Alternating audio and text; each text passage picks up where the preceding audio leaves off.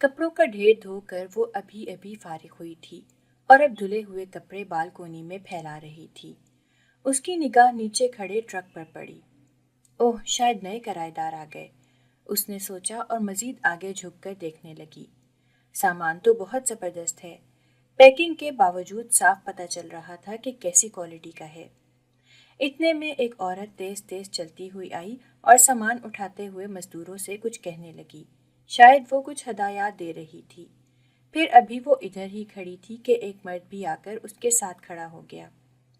نبیلہ تو پہلے صرف عورت کے لباس اور شخصیت سے ہی مرعوب تھی، یہ تو کپل ہی شاندار تھا۔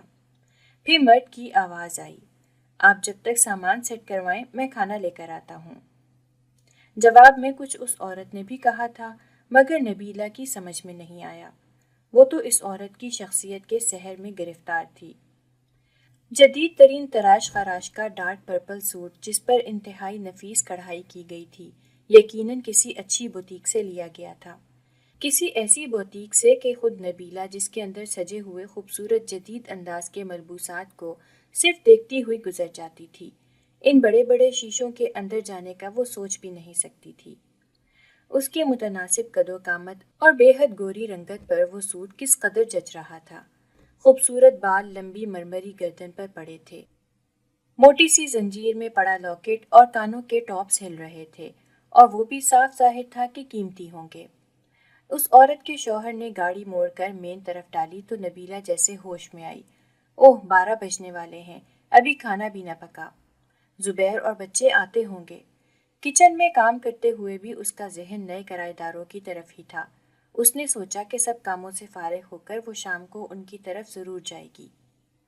دوپہر کو جب وہ سب کھانا کھا رہے تھے تو زبیر کو بتایا، نیچے والے پورشن میں نئے کرایہ دار آئے ہیں، ان کے پاس گاڑی بھی ہے اور وہ بھی بہت برانڈ نیو کرولا، اور خود میاں بیوی بہت سمارٹ ہیں، بہت شاندار کپل ہے۔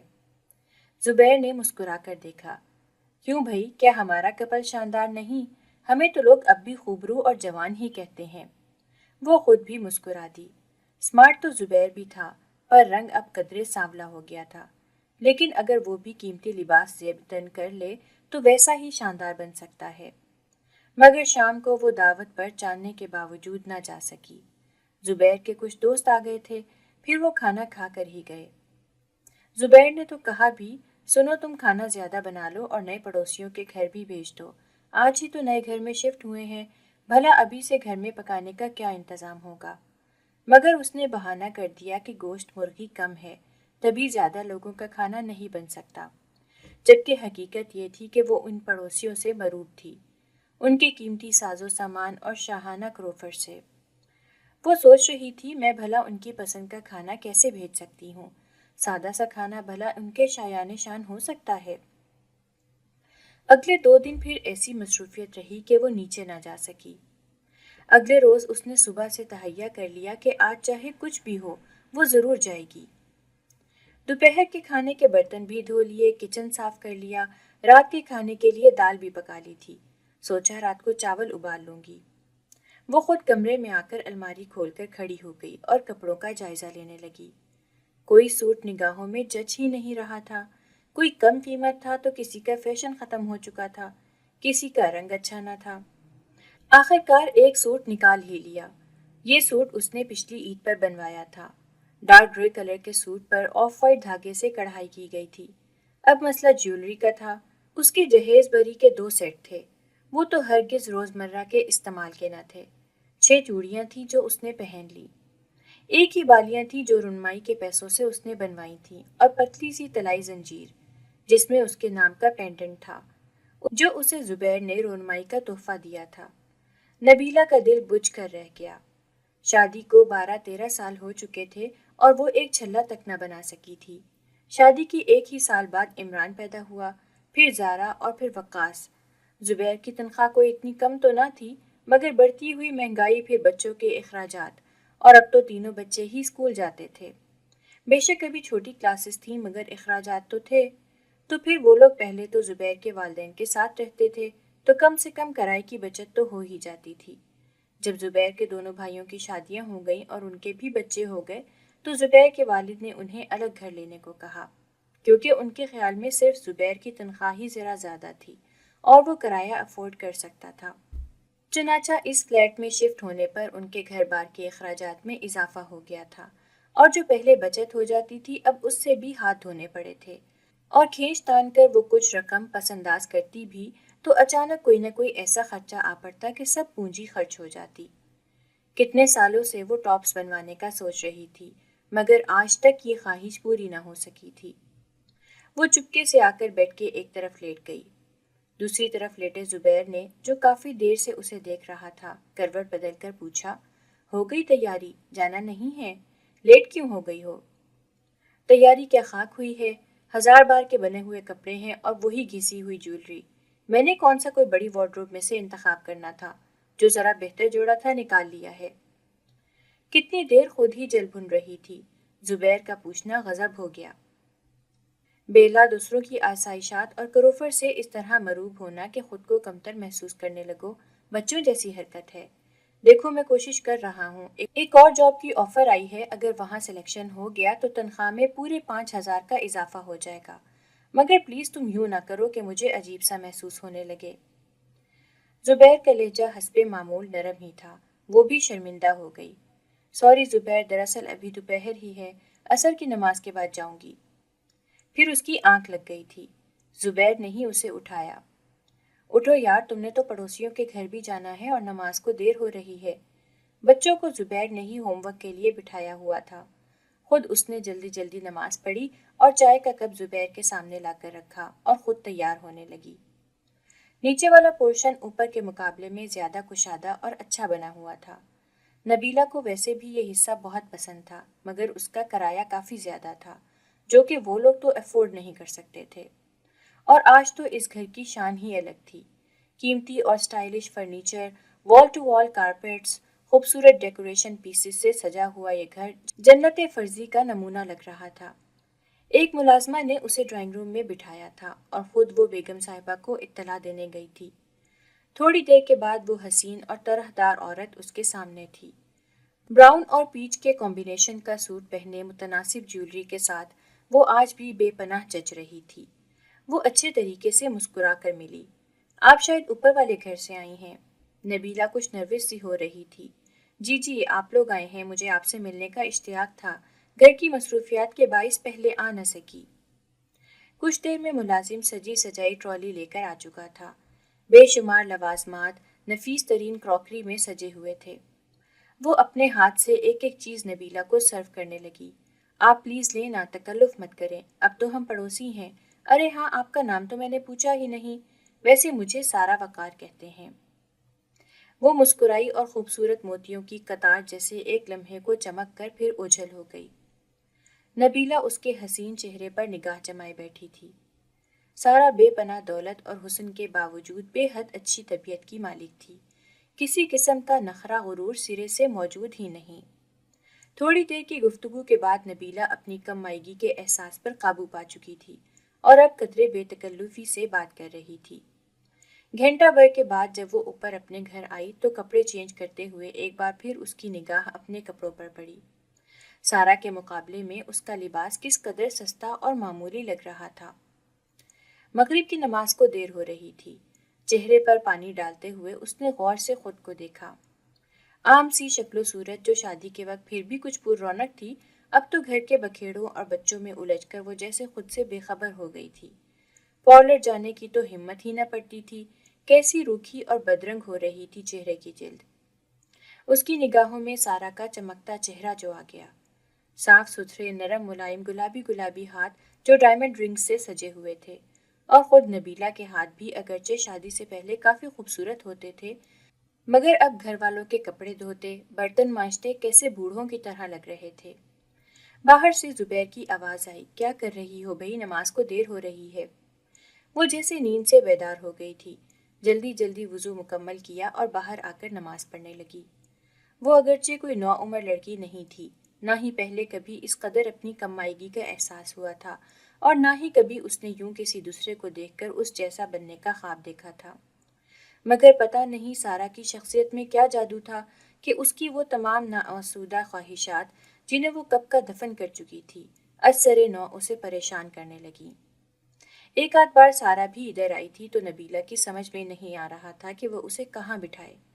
सारा ने ही उसे इस उलझन से निजात दिलाई थी।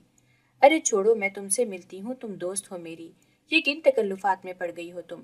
मुझे तो तुम्हारे घर का पुरसुकून और सौदा सा माहौल बेहद अच्छा लगता है। नबीला ने अगरचे उसकी बातों को अपने दिल रखने का सामान समझा था, वरना इस घर में था ही क्या जिसकी वजह से सारा को सुकून महसूस होता। गैर महसूस तरीके से वो अपने घर, जुबैर और बच्चों से दूर और बेजार होती जा रही थी। बच्चों को बिला वजह भी डांट देती थी, बात बेबात जुबैर से भी उलझ पड़ती। वो तो जुबैर बहुत ठंडे मिजाज का आदमी था और उसे नबीला से मोहब्बत भी बेपनाह थी। और कुछ ये भी था कि इससे पहले नबीला ने कभी यूं रूठापन दिखाया भी न था, तो जुबैर खुद ही दरगुजर कर देता, वरना ठीक ठाक लड़ाई हो सकती थी।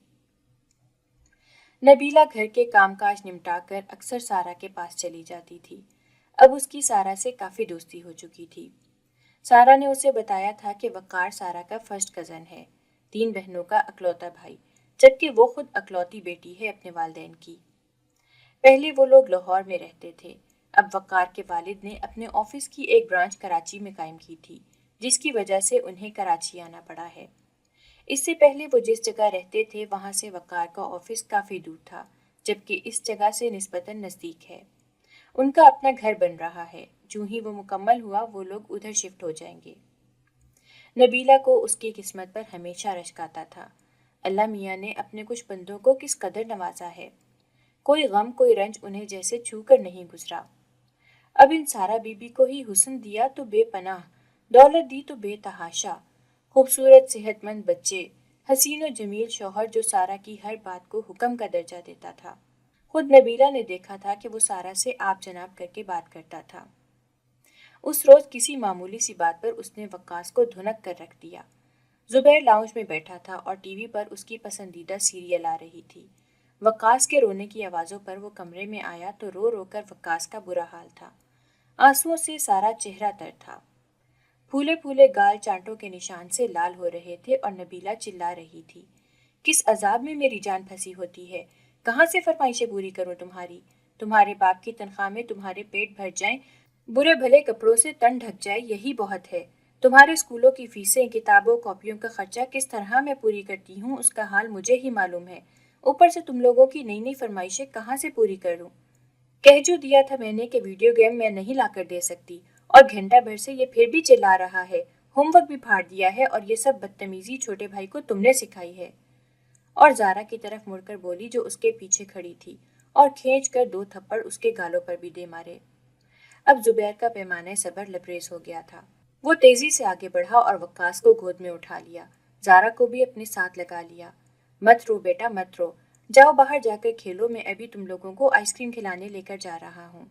जारा बेटा आप खुद भी मुंह हाथ धो और भाई का भी धुला लो, मैं अभी आ रहा हूँ। जैसे ही बच्चे कमरे से बाहर निकले वो नबीला के करीब आया और उसे बाजू से पकड़ लिया। उसका चेहरा जब्त से सुर्ख हो रहा था। नबीला, मैं आज तक तुम्हारी हरकतों पर इसलिए खामोश था कि मुझे ये ख्याल था कि कामकाज से थक जाती हो, फिर बढ़ती हुई महंगाई की वजह से टेंशन भी लाजमी है, मगर इसका ये मतलब हरगिज नहीं कि मैं बुज़दिल हूँ या जन मुरीद हूँ। मैं अपने बच्चों के लिए हराम खोर का लफ्ज़ नहीं सुन सकता और ना तुम्हें इजाज़त दे सकता हूँ कि तुम घर का माहौल ख़राब करो और बच्चों में एहसास महरूमी पैदा करो। क्या कमी है तुम्हें इस घर में? क्या इज्जत और प्यार नहीं दिया? ज़रूरियात पूरी करने में कोई कोताही की है? जो कुछ कमाता हूँ तुम्हारी ही हाथ में पूरी तनख्वाह लाकर दे देता हूँ, लेकिन अगर तुम चाहती हो कि चोरी या डाका डालकर नाजायज आमदनी से तुम्हारे लिए दौलत के अंबार लगा दूं, तो ये मैं नहीं कर सकता। तुम्हें क्या समझता रहा जबकि तुम हकीकत में क्या थी। मुझे बहुत अफसोस है कि लालच और तमा की हारी हुई एक आम सी औरत जो दूसरों की दौलत देखकर हसद की आग में जलना शुरू कर देती है। अच्छी तरह सुन लो कि मेरे बच्चों को यूं जाहिल औरतों की तरह ताने देने की आइंदा कभी कोशिश भी मत करना। मैं उनसे कह दूंगा कि आइंदा जो कुछ भी चाहिए हो मुझसे बात करें। वो गुस्से से पैर पटकता बाहर निकल गया। नबीला उधर ही खड़ी रही थी। बाहर से स्कूटर स्टार्ट होने की आवाज आई तो वो हड़बड़ा कर बाहर निकली। घर का दरवाजा यूं ही खुला पड़ा था। जुबैर ने उससे ये कहने की जहमत भी नहीं की थी कि दरवाजा बंद कर लो। बच्चों को भी साथ ले गया था। गोया वो बच्चों को उससे मुतनफ़िर करने की कोशिश कर रहा था اور بات کیسے کر رہا تھا، میرے بچے، جیسے میں ان کی کچھ لگتی نہیں، اور غصہ کس قدر ہے اس آدمی میں۔ وہ غصے سے کھولتی ہوئی سوچ رہی تھی، مگر یہ تھا کہ چونکہ اس سے پہلے کبھی زبیر نے اس سے یوں غصے سے بات نہ کی تھی، ڈانٹنا تو دور کبھی بلند آواز سے بولا بھی نہ تھا، تو وہ وقتی طور پر اس سے کچھ مرعوب ضرور ہو گئی تھی اور چپ بھی ہو گئی، مگر در حقیقت اس کا غصہ بدستور برقرار تھا۔ کتنے دن گزر گئے تھے، رمضان المبارک شروع ہو گیا تھا، مگر زبیر نے اس سے پہلے کی طرح بات نہ کی تھی۔ بس ضرورت کی بات کرتا یا جو کچھ وہ پوچھتی اس کا جواب دے دیتا، بچوں کو ہوم ورک بھی کروا دیتا۔ رمضان المبارک میں اس کے آفس کے اوقات ہمیشہ بدل جاتے تھے، مگر اس بار وہ آفس سے مقررہ وقت سے بھی 2-3 گھنٹے لیٹ گھر آتا۔ آتے ہی بچوں کو لے کر بیٹھ جاتا، پھر تلاوت شروع کر دیتا۔ آرام کے لیے تو اسے وقت ہی بہت کم مل رہا تھا۔ اس کی بے رخی نے نبیلہ کو بہت زود رنج کر دیا تھا۔ ویسے بھی اسے اپنی زیادتی کا تھوڑا بہت احساس ہو گیا تھا، مگر زبیر سے بات کرنے کا موقع ہی نہیں مل رہا تھا۔ اس سے پہلے وہ ہمیشہ رمضان المبارک کے ابتدائی دنوں میں ہی عید کی خریداری کر لیتی تھی، مگر اس بار نہ تو اس نے زبیر سے کہا اور نہ ہی زبیر نے کچھ اس طرح کا عندیہ دیا، بلکہ غالباً 18واں یا 19واں روزہ تھا جب وہ بچوں کو ساتھ لے گیا اور ان کے عید کے کپڑے جوتے وغیرہ خرید لایا۔ بچے خوش خوش اسے اپنی خریداری دکھا رہے تھے اور وہ بھی بظاہر خوشی سے ہی دیکھ رہی تھی، کیونکہ بہرحال بچوں کی خوشی اس کی ہی خوشی تھی۔ جب اچانک ہی زارا بولی، مما آپ کے عید کے کپڑے کہاں ہیں؟ وقاص کہنے لگا، پپا آپ نے مما کے کپڑے کیوں نہیں لیے؟ اس لیے بیٹا کہ پیسے تو ان کے ہی پاس ہوتے ہیں، یہ خود سے لے سکتی ہیں۔ عمران سب سے بڑا تھا اور سمجھدار بھی، سنجیدگی سے بولا، مگر پپا پہلے تو آپ ہمیشہ مما کو ساتھ لے کر جاتے تھے، اب یہ اکیلی کیسے جائیں گی؟ نبیلہ کا چہرہ تپنے لگا، بیٹا میرے پاس کپڑے بہت ہیں، میں نے خود ہی آپ کے پپا سے کہہ دیا تھا کہ اس بار مجھے نہیں چاہیے کپڑے، اور اب تم لوگ اٹھو، یہ سب سمیٹو اور اپنے کمرے میں جاؤ، صبح سحری میں بھی اٹھنا ہے۔ بچے چلے گئے تو وہ بھی وہاں سے اٹھ گئی، اسے رونا آ رہا تھا۔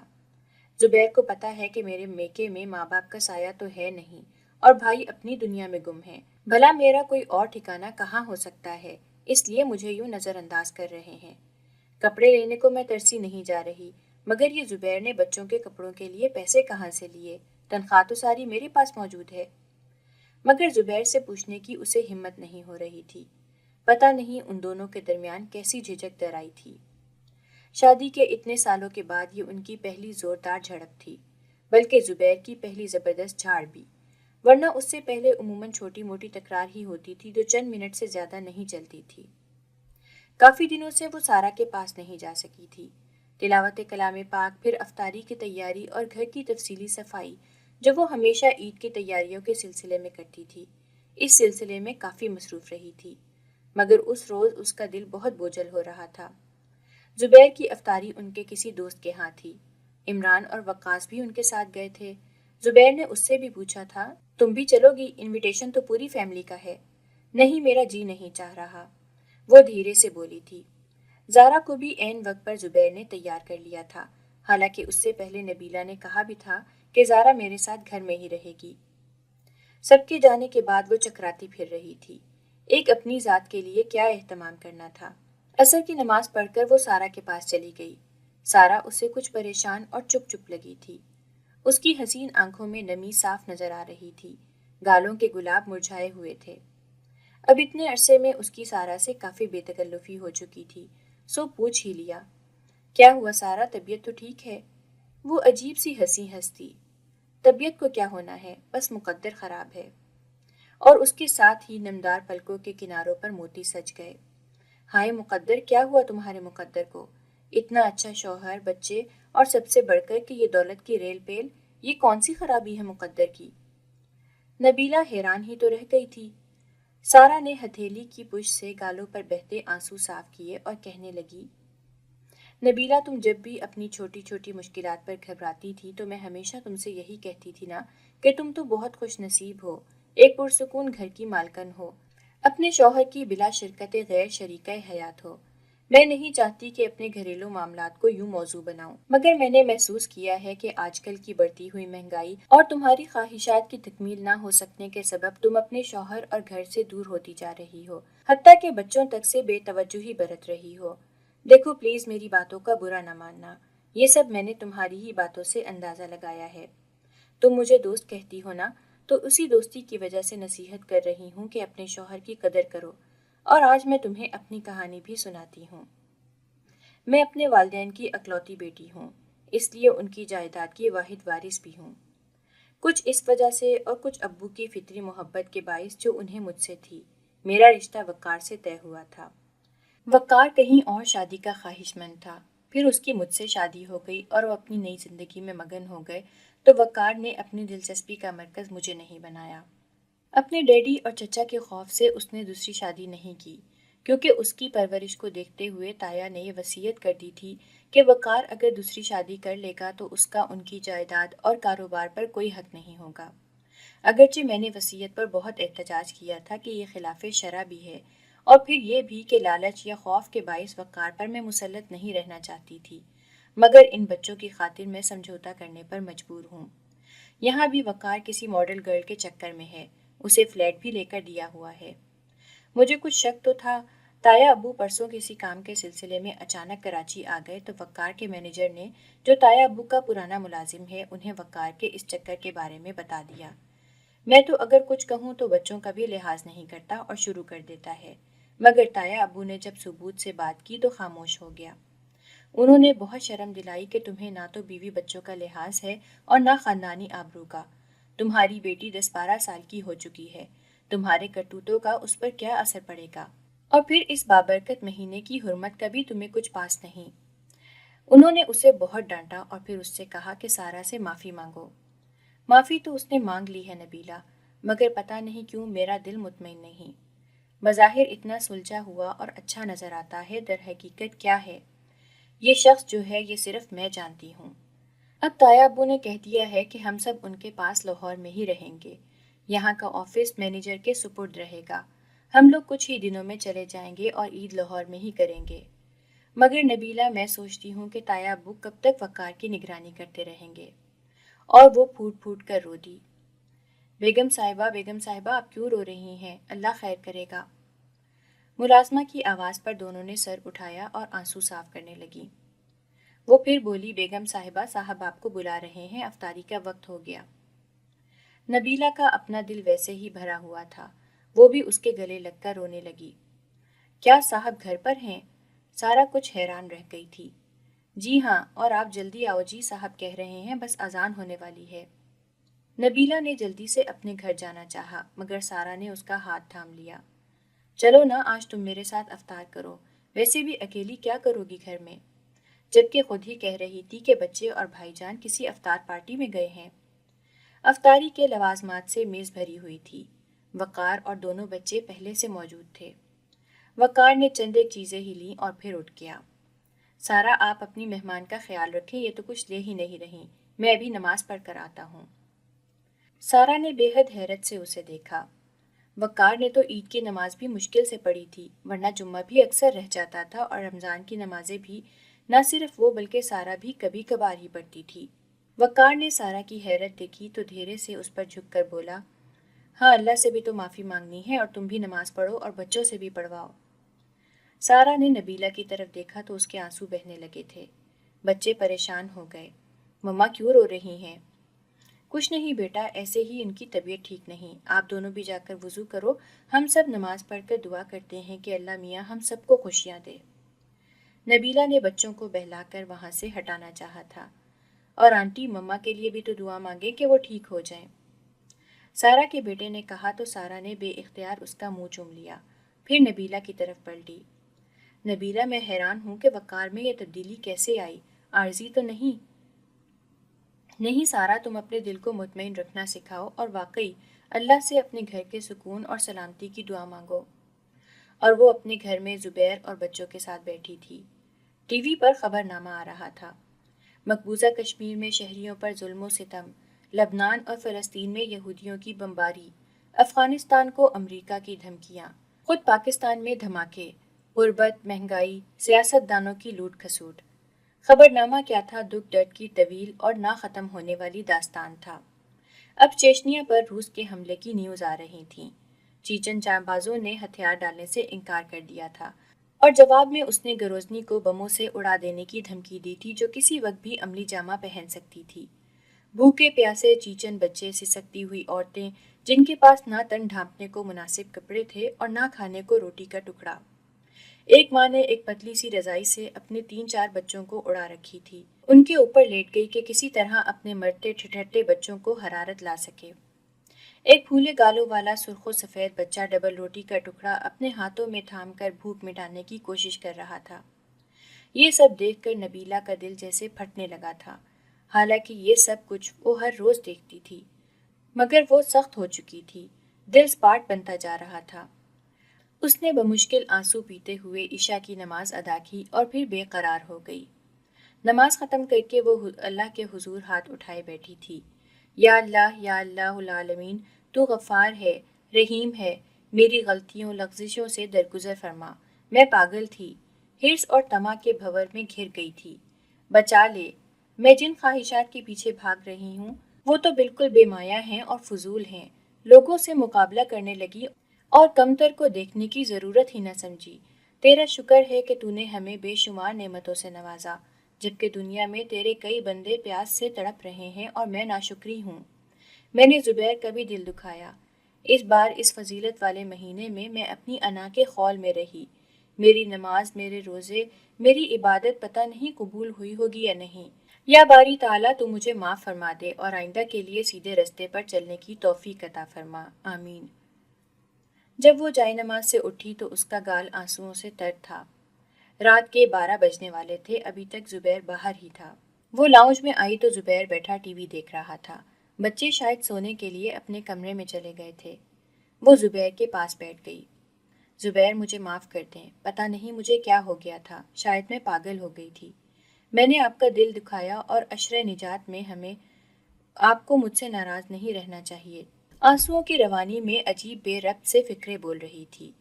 زبیر نے اپنے ہاتھوں سے اس کے اشک صاف کیے۔ میں تم سے ناراض نہیں تھا نبیلہ، بس یہ بتانا چاہتا تھا کہ میں تم سے بچوں سے بہت محبت کرتا ہوں، تم لوگوں کے آرام اور سکھ کے لیے محنت کرتا ہوں، بس تم غلط سمجھ رہی تھی تو غصہ آ گیا۔ اجا اب اٹھو، کمرے میں چلو، ایک چیز ہے تمہارے لیے۔ اس نے ٹی وی آف کیا اور نبیلہ کا ہاتھ پکڑے کمرے میں لے آیا، پھر الماری کھول کر ایک پیکٹ نکالا۔ ایک بہت اچھا سا سوٹ پیس تھا اور ایک چھوٹی سی مخملی ڈبیا جو زبیر نے نبیلہ کے ہاتھ میں پکڑا دی۔ کھول کر دیکھو، یہ تمہارے لیے ہے۔ میرے لیے؟ مگر اتنے پیسے کہاں سے آئے؟ میں نے تمہیں بتایا تھا نا کہ نئی جاب کے لیے کوشش کر رہا ہوں، تو وہاں میرا سلیکشن ہو گیا ہے، میری تنخواہ میں اضافہ ہو گیا ہے، اور ابھی ایک اور آفس میں نے پارٹ ٹائم جاب بھی کی تھی۔ رمضان کے مہینے کے لیے انہیں ایک ورکر چاہیے تھا، تو وہاں سے بھی سیلری آ گئی ہے۔ یہ دیکھو تو میں تمہارے لیے وہی ٹاپس لایا ہوں جو تم کئی دفعہ دیکھ چکی تھی۔ زبیر، اتنا خیال رکھتے ہیں آپ میرا؟ اس کی آنکھیں آنسوؤں اور جذبات سے مغلوب تھیں۔ جی جناب، اتنا اور اتنے سے بھی زیادہ۔ زبیر شوخ ہونے لگا۔ مگر زبیر، میں سوچ رہی ہوں کہ ہمیں اس طرح کی فضول خرچیاں کرتے ہوئے اپنے ان مجبور بے کس بہن بھائیوں کو نہیں بھولنا چاہیے جو بھوک سے نڈھال ہیں، سردی سے ٹھٹھر رہے ہیں اور زخموں سے چور ہیں۔ ہم عید کی خوشیاں منائیں اور وہ سردی کی حالت میں دم توڑ دیں۔ اس کی آواز میں ایک جذبے کی لرزش شامل ہو گئی تھی۔ زبیر نے بہت خوشی اور یکگونا حیرت سے اسے دیکھا۔ نبیلہ، تم اتنی اچھی باتیں سوچ رہی ہو؟ جی جناب، اتنی سے بھی زیادہ اچھی، وہ کھلکھلائی۔ اس سے اچھی بات اور کیا ہو سکتی ہے کہ اس دفعہ ہم اپنے ان بہن بھائیوں کو بھی عید دیں گے جو خود کوئی تیاری نہیں کر سکتے ہوں۔ ویسے تو میں نے سوچا تھا کہ اس دفعہ تنخواہ میں جو اضافہ ہوا ہے اس سے ڈرائنگ روم کے صوفوں کا کپڑا چینج کریں گے، بہت دنوں سے تم کہہ رہی تھی، تو اب اگر تم کہو تو وہ اس کار خیر پر خرچ کر دیں گے، اور فطرانہ تو خیر دینا ہی ہے۔ زبیر نے نبیلہ کے چہرے پر نظریں جمائے کہا تھا، اور اس نے بڑے جوش اور صدقے دل سے تصدیق کر دی تھی۔ اتنے میں یکدم باہر سے فائرنگ اور پٹاخوں کی آوازیں آنے لگیں۔ یا اللہ، خیر، یہ کیا ہو گیا؟ وہ گھبرائی۔ کچھ نہیں، یہ بھی ایک فضول حرکت ہے، وہ بھی اس بابرکت مہینے میں۔ ارے بھائی، آج 31 دسمبر ہے، تو ابھی نیا سال بلکہ نئی صدی شروع ہو گئی ہے، اس سلسلے میں لوگ فائرنگ کر رہے ہیں۔ زبیر نے کچھ ناگواری سے جواب دیا تھا، پھر وہ اس کی جانب جھکا۔ آؤ نبیلہ، ہم عہد کریں کہ اس نئی صدی میں نئے عزم سے داخل ہوں گے، ایک دوسرے پر بھرپور اعتماد کریں گے اور اپنے بچوں کو ہمت، دیانت اور انسانیت سے ہمدردی کا درس دیں گے۔ بالکل، نبیلہ نے تائید کی تھی۔